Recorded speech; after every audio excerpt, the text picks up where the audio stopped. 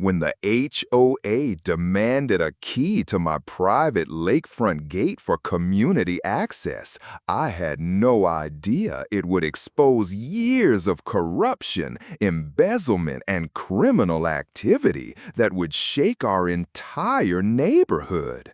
Would you believe the path to justice began with a simple padlock? I still remember the exact moment when my peaceful life at Silverwood Lake, Colorado turned into a nightmare. It was a sunny Tuesday afternoon when the doorbell rang, interrupting my work from home schedule. I wasn't expecting anyone. Through the peephole, I spotted Karen Mitchell, the Hillside HOA president, standing on my porch with her arms crossed. Her diamond earrings caught the light as she tapped her foot impatiently. Taking a deep breath, I opened the door. "Hello, Karen. What brings you here today?" I asked, trying to sound friendly despite our rocky history. She skipped pleasantries. "The board had an emergency meeting last night about your new gate," she announced, her voice sharp as glass. "You've blocked the lake access path that everyone has used for decades." I blinked, genuinely confused. "That path is on my property. I checked the deed when I bought this house last year." "That's why I'm here." Karen's smile didn't reach her eyes. "The board voted unanimously. You need to provide us with a key to your gate immediately. Homeowners are complaining they have to walk an extra 10 minutes around to reach the lake." My stomach tightened. I had installed that gate after finding beer cans and trash on my property 3 weekends in a row.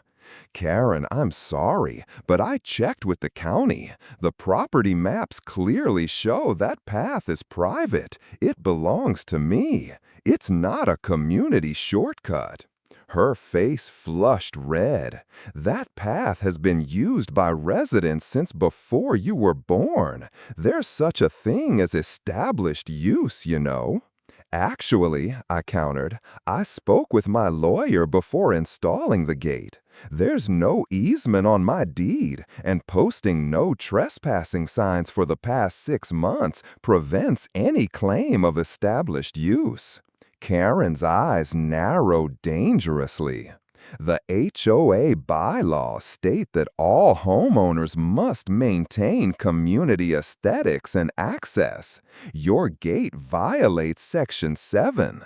"Section 7 covers community property," I replied, grateful I had read the entire boring document when I moved in. "My land isn't community property."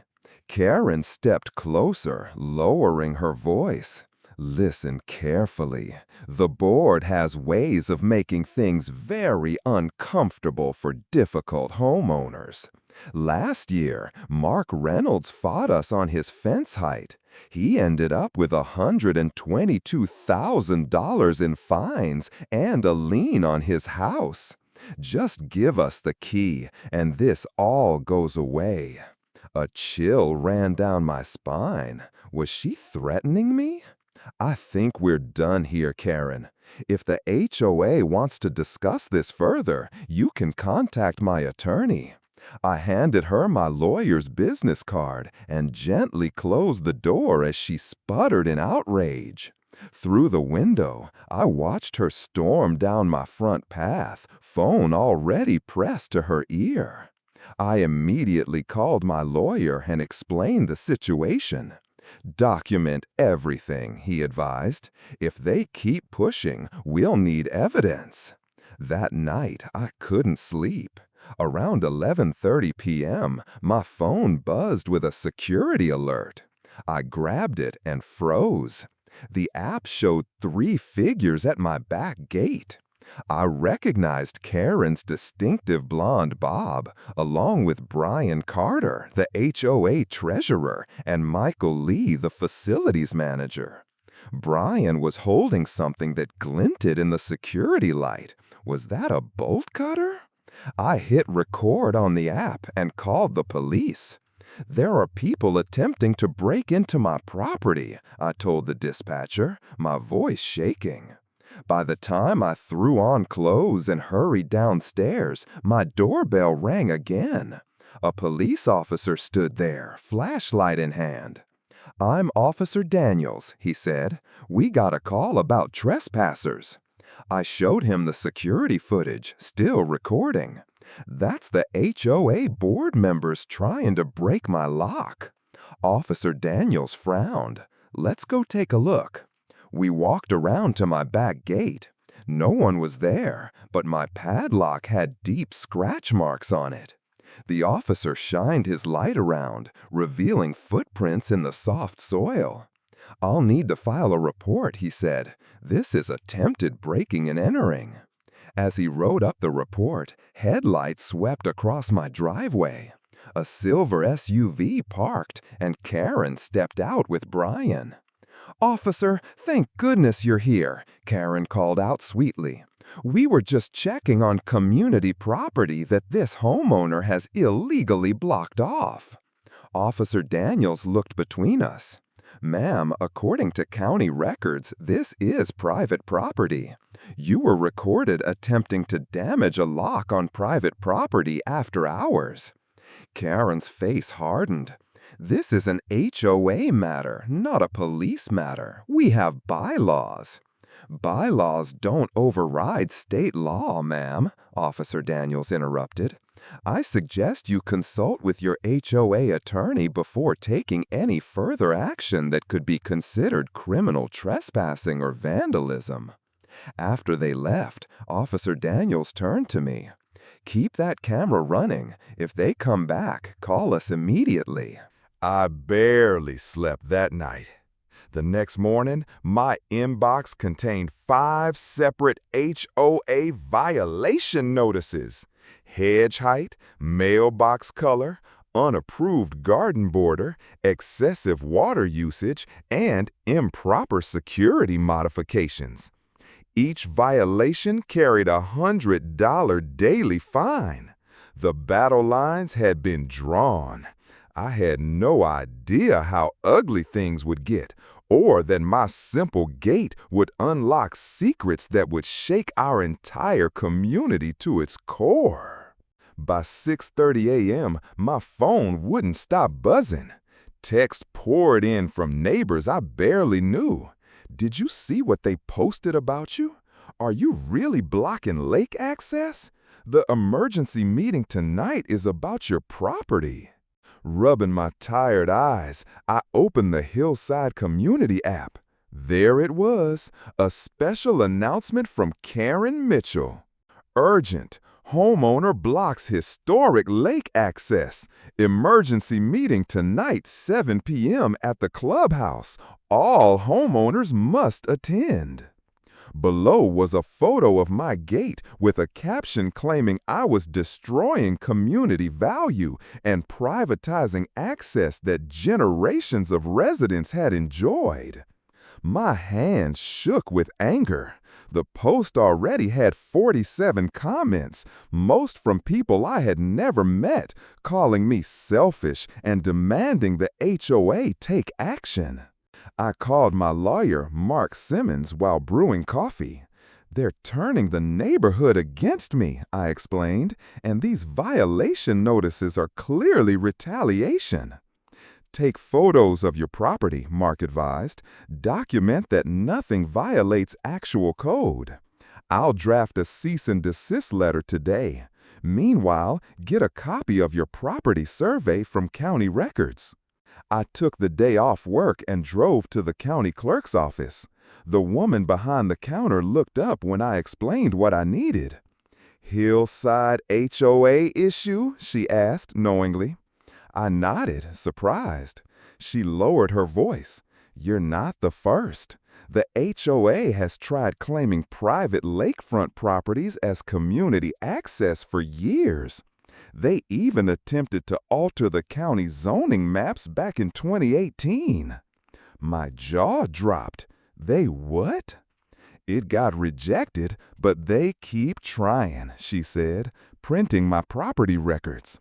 Here's your deed, survey, and property tax history. See this line? It clearly shows your property extends to the lakeshore with no easements or right-of-way markings. Armed with official documents, I felt more confident.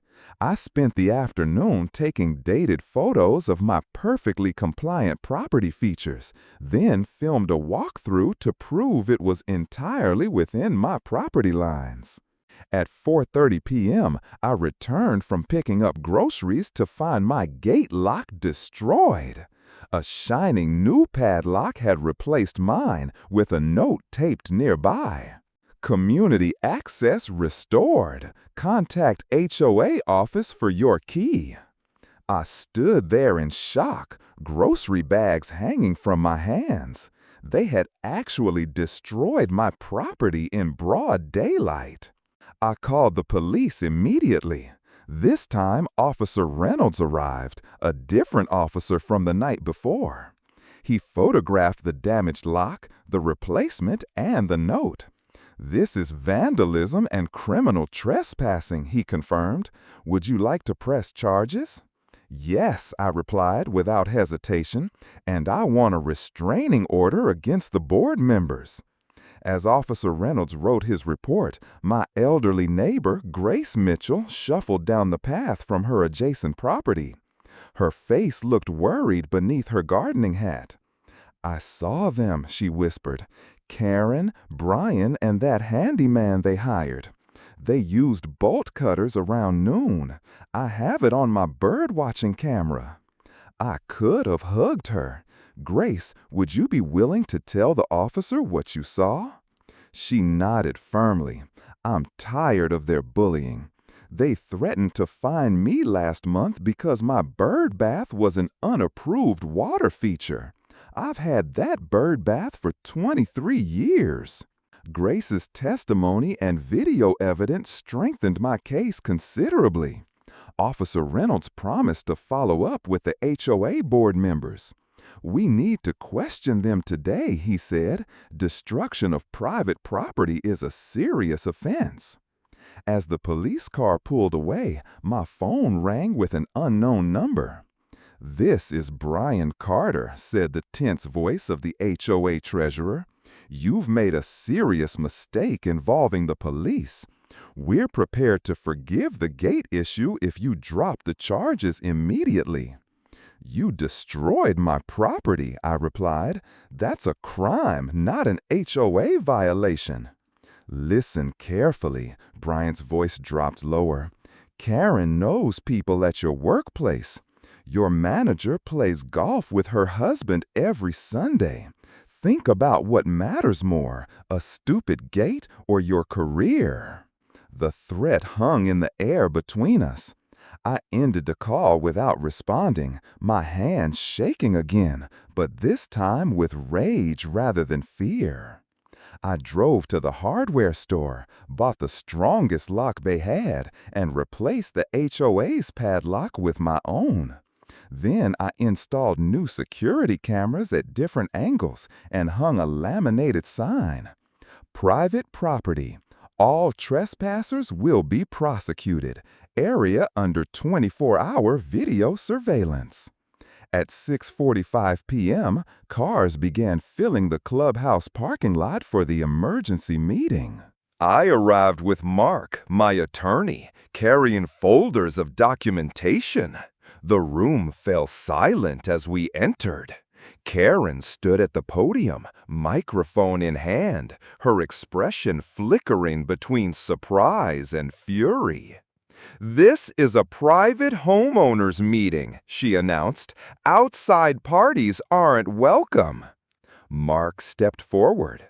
"I'm representing my client, who is a homeowner and has every right to attend with counsel."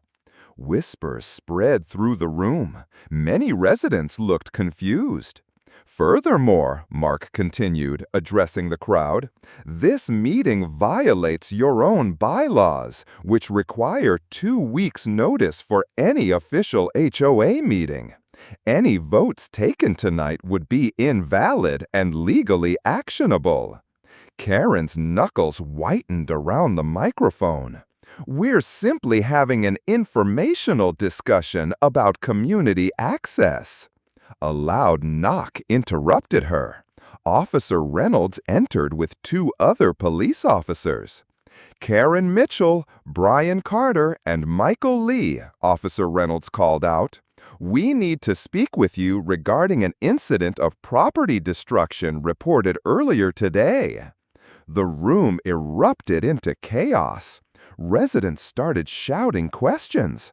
Someone near me muttered, "They never told us that path was private property."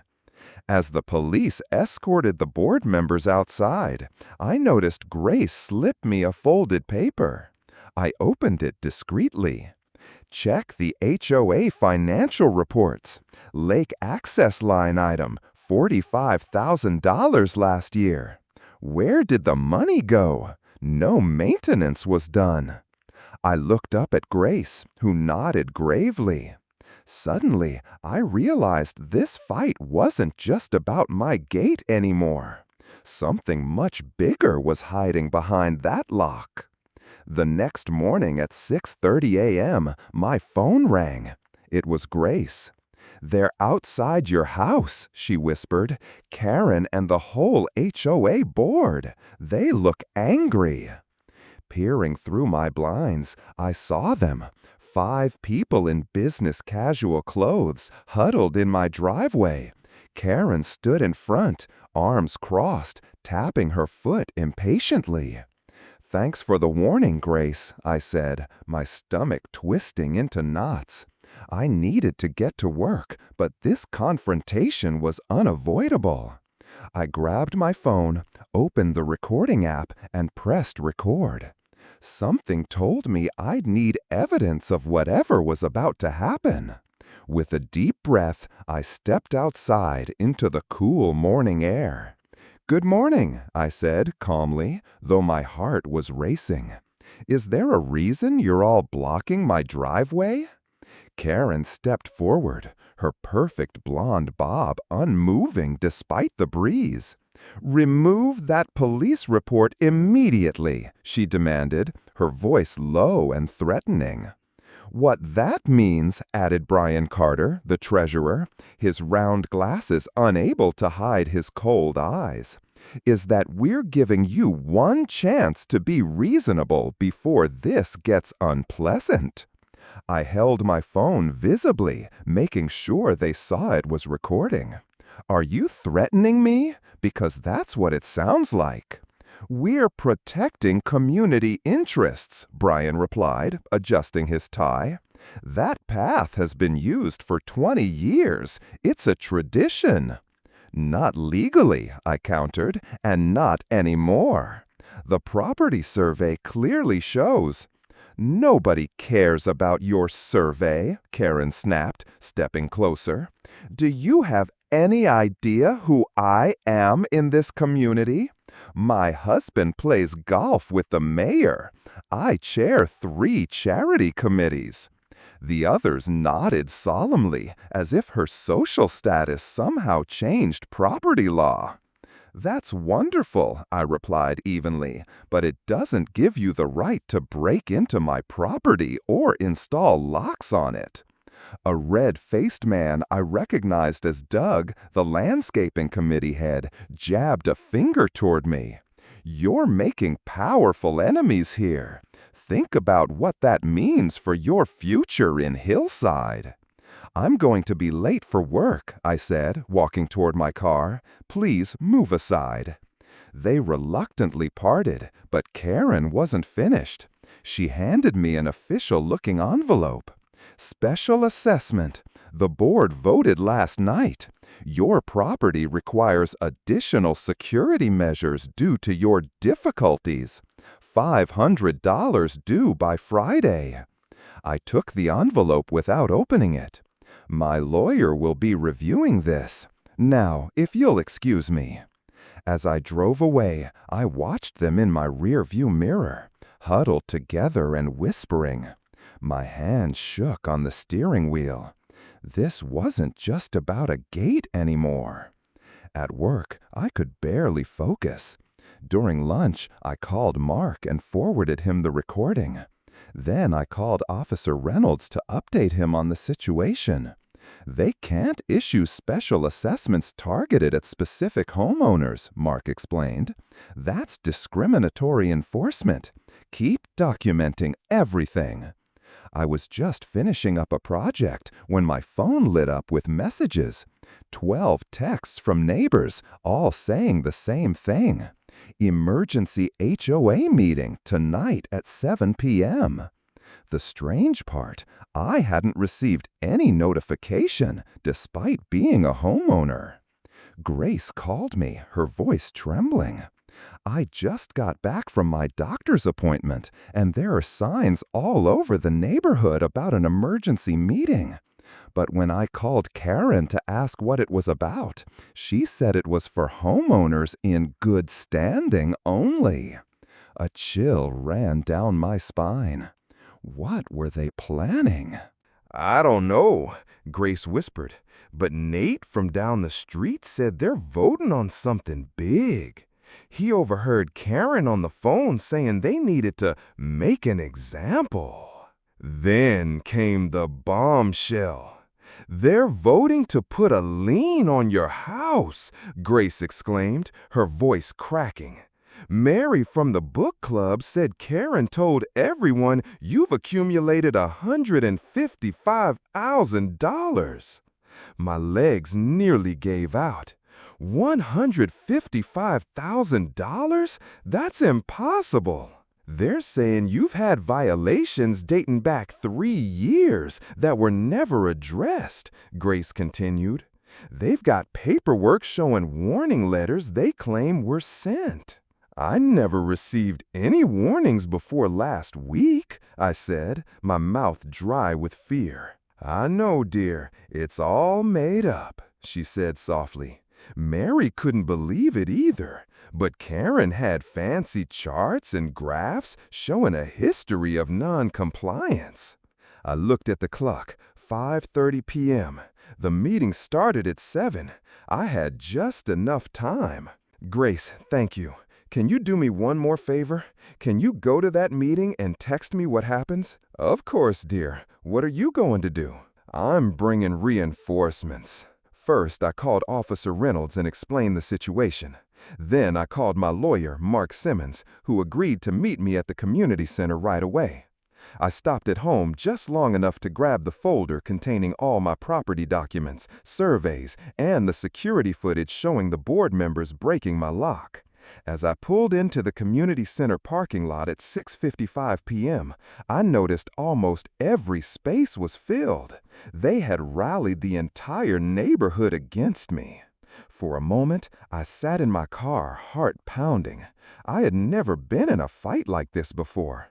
I wasn't rich or powerful like Karen. I didn't have connections or influence. All I had was the truth and the law. Would that be enough? My phone buzzed with a text from Grace. "They're saying terrible things about you. Karen is showing pictures of your gate and calling it hostile architecture. Brian is talking about community property values dropping. People are getting worked up. Come quickly." I stepped out of my car just as my lawyer pulled up. Behind him was Officer Reynolds in his patrol car, lights off but unmistakably present. "Ready?" my lawyer asked, briefcase in hand. I took a deep breath and nodded. "Let's go set the record straight." The community center fell silent when we walked in. Over 50 neighbors sat in folding chairs, all eyes turning to stare at us. Karen stood at the front beside a projector screen showing a close-up photo of my gate with angry red circles drawn around it. Her smile vanished when she saw my lawyer. "This is a private meeting," she announced loudly. "Perfect," I replied, my voice stronger than I felt. "I am a homeowner, and these gentlemen are my guests." Officer Reynolds nodded politely to the crowd. Several people shifted uncomfortably in their seats. My lawyer stepped forward. Before you continue, I should inform everyone that this meeting violates your own HOA bylaws, which require a minimum of 2 weeks' notice for any official vote. Brian Carter rushed to Karen's side, whispering urgently in her ear. Her face flushed red. This is an emergency session, special circumstances. What emergency? I asked, looking around the room. A gate that's been in place for months? Or is the emergency that the police are investigating criminal property damage by board members? Murmurs spread through the crowd. I could see confusion on many faces. My lawyer cleared his throat. Additionally, I have documented evidence of harassment, vandalism, fraudulent violations, and discriminatory enforcement targeting my client specifically. Karen banged a gavel I hadn't noticed before. This is out of order. We're here to discuss community access to the lake path, which has always been private property, I finished firmly. And I have the surveys and property records to prove it. I held up my folder. A man in the back row stood up. Karen, you told us this path was deeded to the community 20 years ago. Karen's eyes darted around the room. Well, there's been a traditional easement. No easement exists in the county records, my lawyer interrupted. We checked thoroughly. Officer Reynolds chose this moment to step forward. His calm, authoritative voice quieted the room instantly. If I might add something, I'm currently investigating a case of criminal trespassing and vandalism at this property owner's gate. We have security footage and physical evidence. He held up a plastic evidence bag containing the destroyed pieces of my original lock. The room erupted. Neighbors turned to each other in shock. A woman near the front stood up angrily. You said this homeowner was vandalizing community property, she shouted at Karen. You never said anything about this being private land. Karen pounded her gavel desperately. Order! We need order! But the meeting was dissolving into chaos. My neighbor Thomas, a quiet accountant I'd barely spoken to before, approached me. Is it true they broke into your property? He asked, looking troubled. I nodded and showed him the security footage on my phone. His eyes widened. They told everyone you were trying to block lake access that had been community property for decades, Thomas said. They even added $50 to our quarterly dues last year for lake path maintenance. Something clicked in my mind. Wait, they've been charging everyone for maintaining my private property? Thomas nodded grimly, and they raised it again this year. My lawyer overheard this exchange and jotted something down. That could constitute fraud, he murmured quietly. Across the room, Grace was talking animatedly to a group of elderly neighbors, pointing occasionally in my direction. I could see heads nodding sympathetically. Karen, realizing she was losing control, tried a new tactic. This is exactly what happens when outsiders move into established communities, she shouted over the noise. The room quieted slightly as people turned to look at me.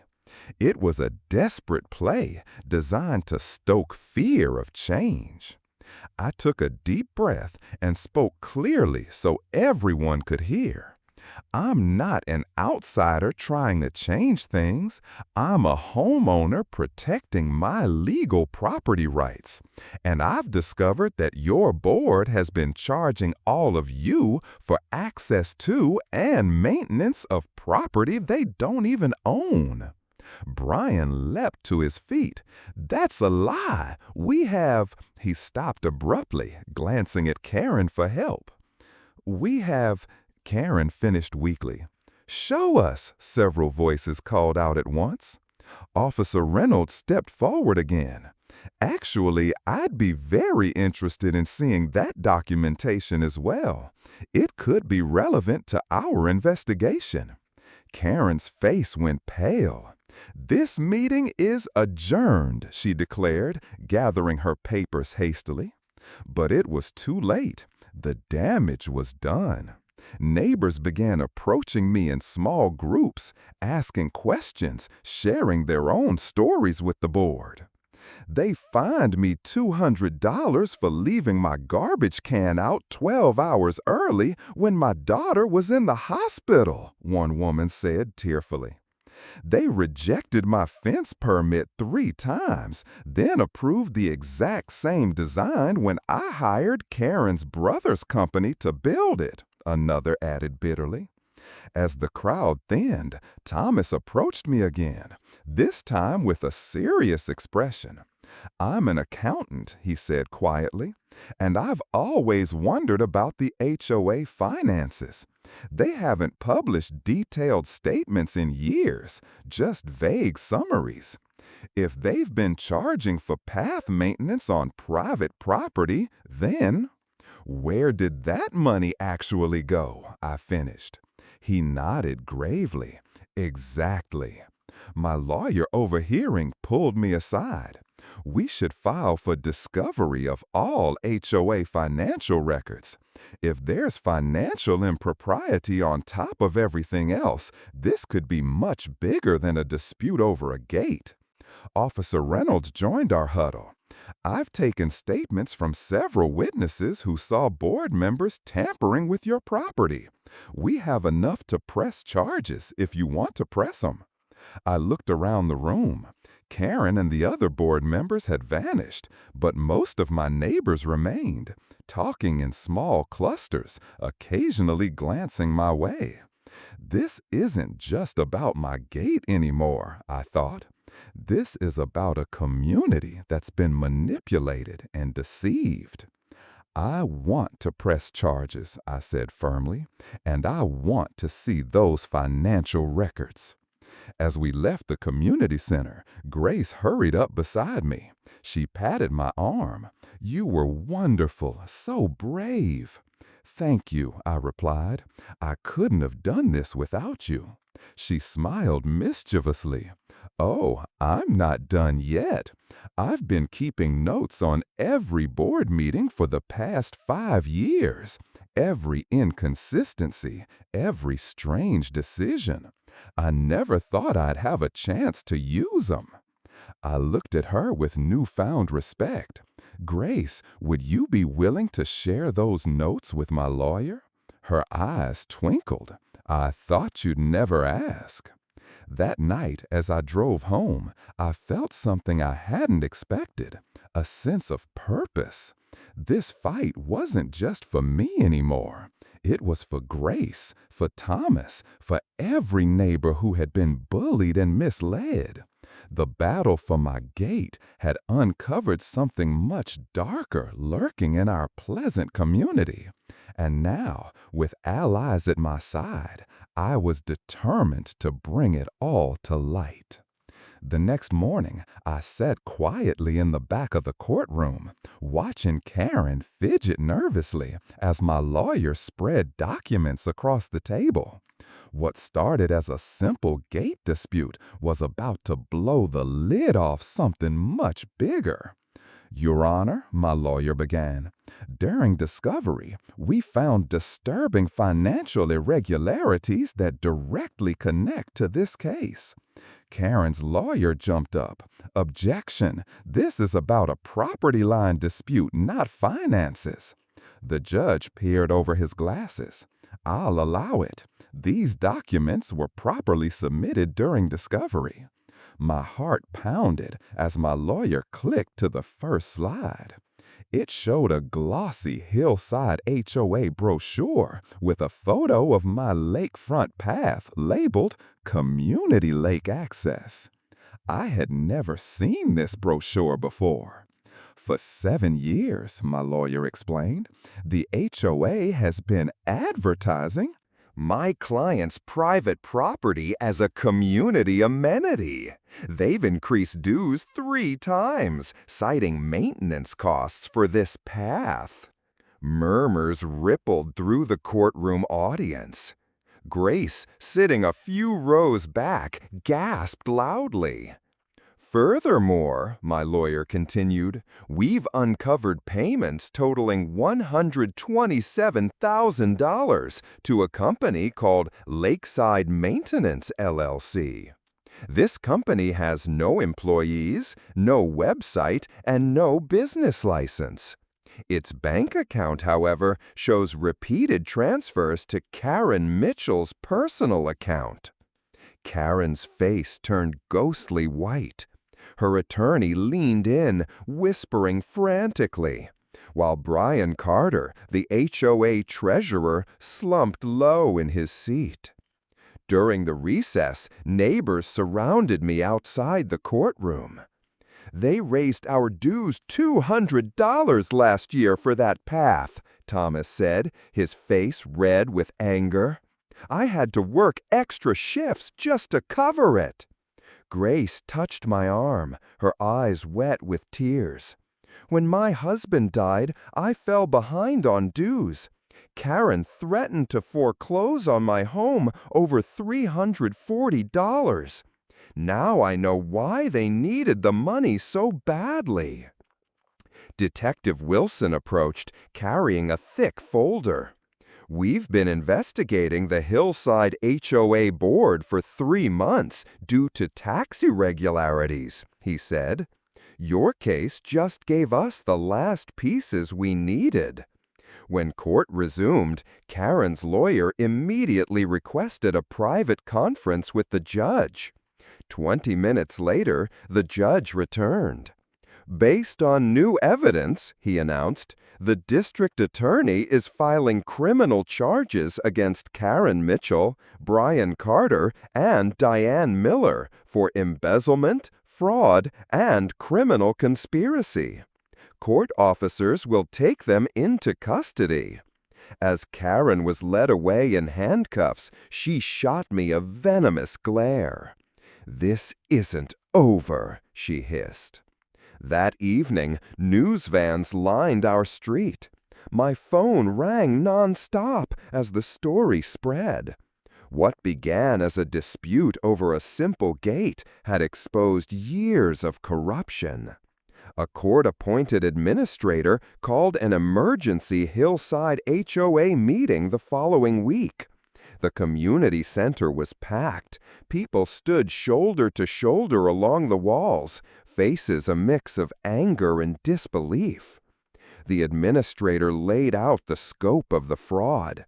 Beyond the Lake Path scheme, the board had created 6 fake vendor companies that billed for work never performed. They skimmed from the reserve fund.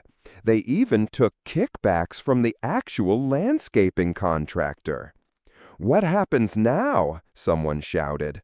First, we'll elect a new board, the administrator replied. Second, we'll conduct a full audit to recover stolen funds. Third, we'll review all violation notices from the past 3 years, as many appear retaliatory or fraudulent. Thomas rose from his seat. I nominate Grace for the new board. She questioned the spending last year, and they nearly ruined her for it. Grace blushed as applause filled the room. I'll do it, she said softly, but I'll need help with the financial side. I'm an accountant, a man I hadn't met before volunteered. I'll help. As the meeting continued, I slipped outside for air. Detective Wilson followed. You should know, he said quietly, we found a journal in Karen's home office. She kept a list of problem homeowners with detailed plans to force them out. Your name was at the top, with notes about catching you on violations until you were forced to sell. I shivered, despite the warm evening. Why me? I barely knew her before this. Your property is the largest on Silverwood Lake, Wilson explained. According to her notes, she had a developer friend lined up to buy it once you were gone. From inside, I heard cheering. Looking through the window, I saw Grace standing at the podium, her shoulders squared with new confidence. Wilson handed me a card. The DA will call you tomorrow. This case goes deeper than anyone realized. People in high places are involved. Are you ready for that?" I thought of Grace nearly losing her home, of Thomas working extra shifts, of all the neighbors bullied and cheated. "Yes," I said firmly, watching the sunset glint off the lake that had started it all. "Some gates need to stay closed.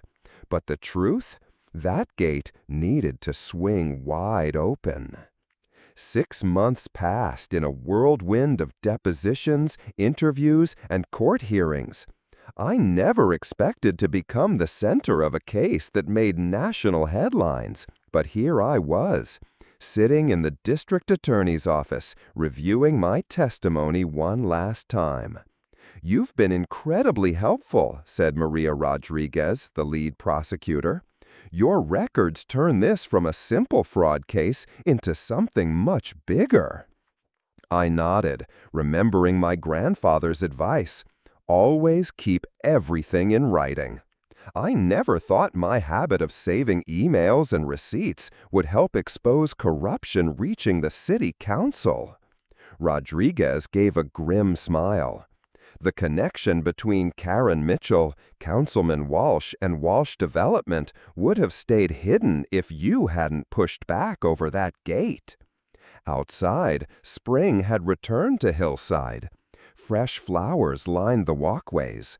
New playground equipment gleamed. The community center had a fresh coat of paint. As I walked home, neighbors waved and greeted me. The same people who once avoided eye contact now stopped to chat. Thomas jogged over from his yard, grinning ear to ear. "Did you hear? The recovery company found another account. We're getting back almost 60% of the stolen funds." "That's amazing," I said. "What will the new board do with it?" Grace proposed a real community lake access on the north side. "It'll be nicer than your path ever was. No offense." "None taken," I laughed.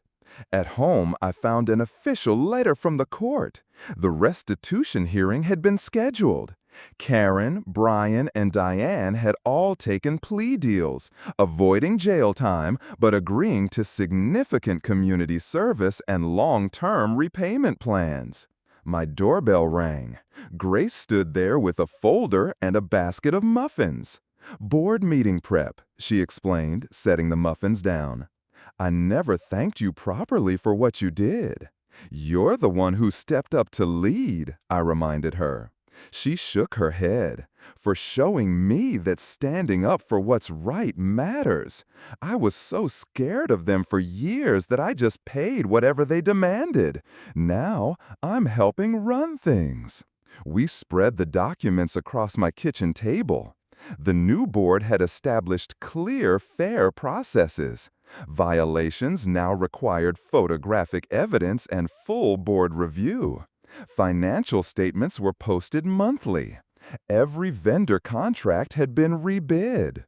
"How's your gate doing?" Grace asked, with a twinkle in her eye. "Wonderful. Quiet, boring, exactly as a gate should be." Later that afternoon, as Grace left, I noticed a moving truck at Karen's old house. Her family had relocated after the scandal broke. A young couple with 2 kids were directing movers. The little girl spotted me and waved enthusiastically. Despite everything, I felt hopeful for these newcomers.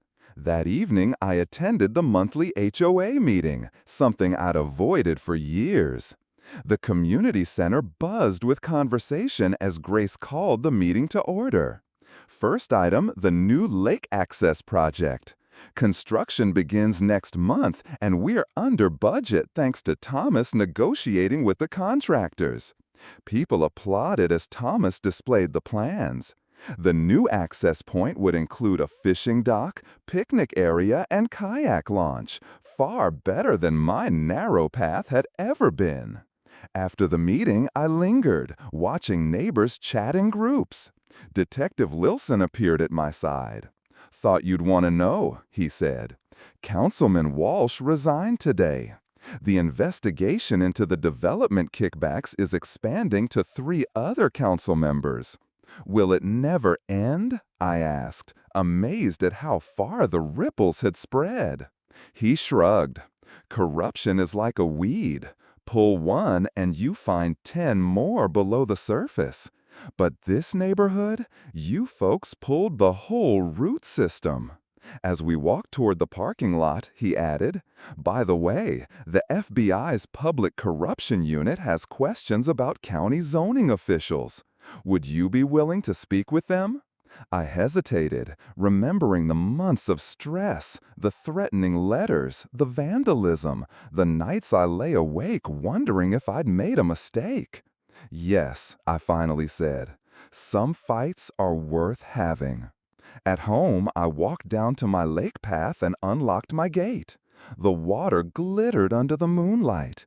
A year ago, I'd fought for this strip of land out of principle. Now I understood it had never really been about the gate at all. My phone chimed with a text. Board approved your garden expansion unanimously. Congrats.